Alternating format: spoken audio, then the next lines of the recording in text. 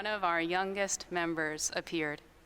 She was holding her Cabbage Patch doll, who had a very oily forehead.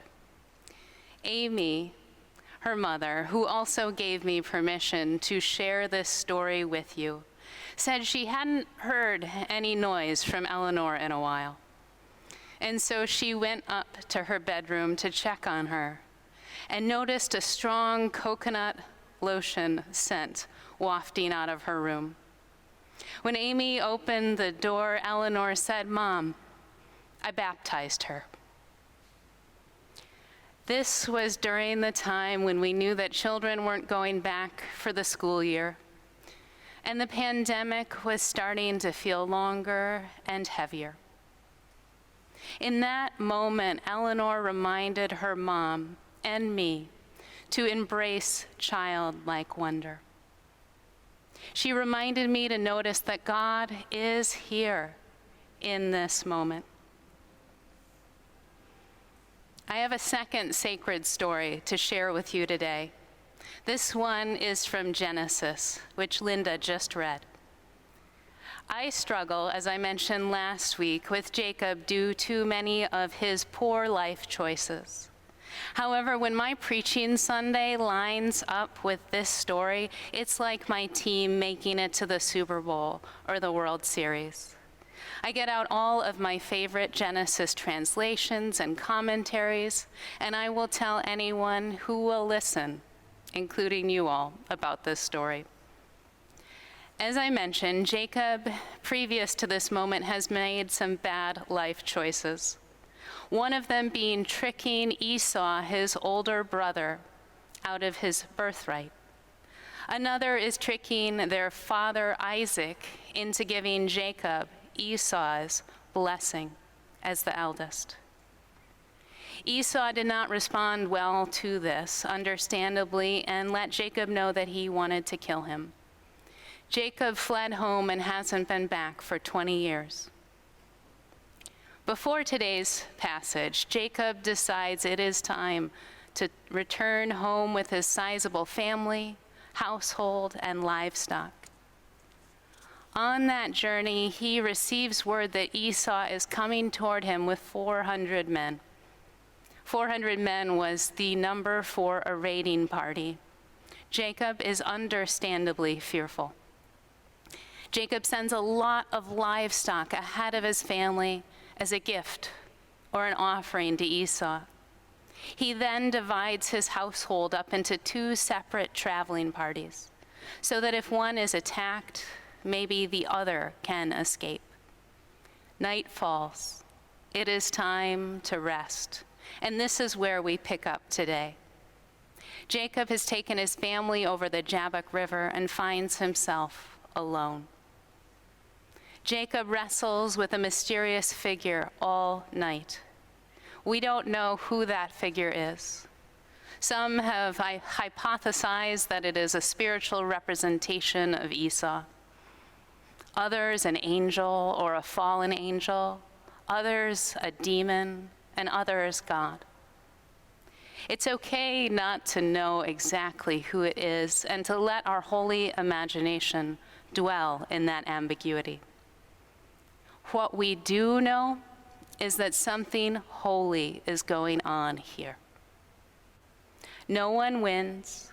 Right before the sun comes up, Jacob is struck on the hip. He asks for a blessing and receives the name of Israel. Then he is blessed by this mysterious figure, and he walks away with a limp. I love this story because it is a reminder that God shows up in unexpected places, at unexpected times, even to unexpected people. We can't control when, where, how, or to whom God will show up. I love this story because I identify with the wrestling. In it, I see that we will wrestle as people of faith. We will be blessed in that wrestling. Yet even with that blessing, we may walk away with a limp. This feels true to life. It gives me hope. What is catching my imagination today is a different detail. In all of the chaos of Jacob's life, in knowing that he may shortly meet his brother and be killed, Jacob stops and honors the place where he encountered God. Jacob names the spot Peniel, meaning seeing God face to face. Or as he proclaims, I imagine rather dramatically to himself, "For I have seen God face to face, and yet my life is preserved." He is not naming this place in a civic way, but in a way that is prayerful. He is naming this place as a way to remember what it feels like to encounter God. All of us are wrestling or struggling in some or many ways right now. We may miss our family members, our grandchildren, even the casual conversations we used to have at the grocery store. We may fear getting sick or whether or not we can pay our next bill. Our hearts may be breaking at the racism, hatred, and violence we see in our lives and cities and on the news. We may be mourning the loss of rituals, big and small, weddings, funerals, graduations, family reunions, the start of the school year. We may only be able to say it feels like too much right now. And that pain and that struggle should be named. It is real. In Jacob's story, I am finding hope because in that struggle, I know that we are not alone. God is with us. I wonder when and how we are seeing God face to face. We as Episcopalians or as followers in the way of Jesus are sacramental people. What that means is that we are people who believe that the signs and symbols of our everyday world, that which we can see like bread, wine, water, oil, directs our attention to God's presence in the world. Our holy imagination has often been exercised by practicing the Eucharist or baptism together as a faith community. Right now, we can't practice those sacraments in exactly the same way, and many of us, including me, are noticing what we miss. And I am noticing that they have shaped my imagination to see God today, to see God right now, to see God in the everyday stuff of our lives. We know that God is moving in the new ways that we are gathering. We know that God is moving within our lives. Our questions become when and how are we seeing God face to face?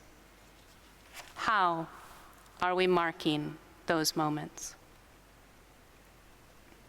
I'm not standing here preaching as someone who has figured this all out. I am missing you all worshiping in person, and I am wrestling with some of the challenges that I listed.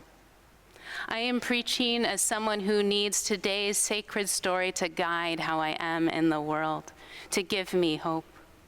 I am preaching as someone who was reminded by a photo of one of our youngest members baptizing her doll that God is here. Our job is to notice. I learned later that Eleanor went on to baptize her Snoopy with what she had on hand, a glitter pen.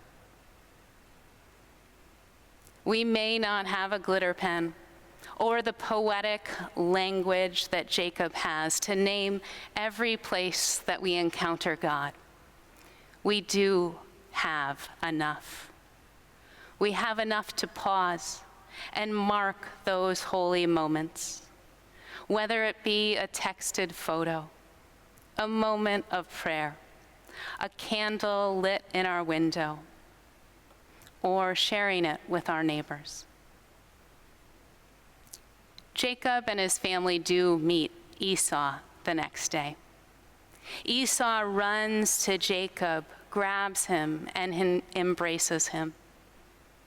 Many words are spoken between them. There is reconciliation. Jacob describes seeing his brother once again after 20 years as seeing the face of God. God is here. God is with us.